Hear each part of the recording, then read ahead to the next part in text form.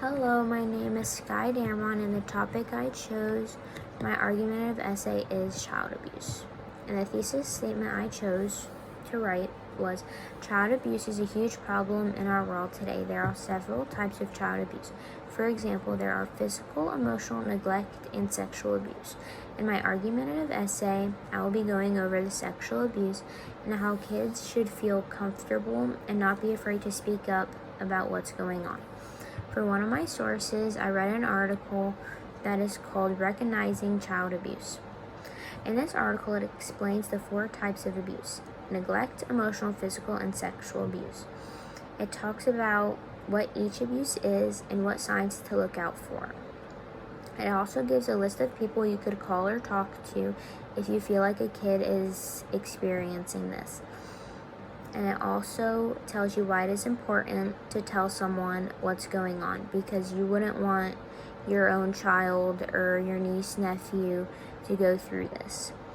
And one of the other sources that I chose was an article called Give Your Child Tools to Recognize Child Abuse.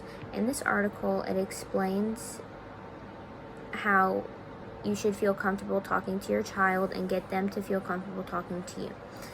And if you just listen to the small little things that they have to say that is important to them, and it makes them feel like someone's listening and someone cares. And you do care, so you need to show them that you do.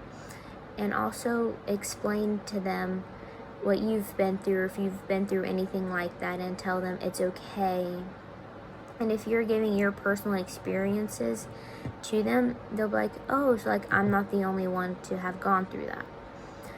And then they'll be like, okay, like this is what happened. And not only like do parents need to look out for this, teachers or any adults that feel that something's going on, they need to report it. And also, another article I chose for my source is called Talking to Your Kid About Child Abuse. In this article, it talks about how kids that are experiencing sexual abuse talk to people what's going on. It also helps for, like I said, teachers, parents, or anyone really adult, even kids. Like you can talk to your kids and tell them, hey, if you see someone doing this or you see a kid acting like this, like tell someone. Don't be afraid to speak up.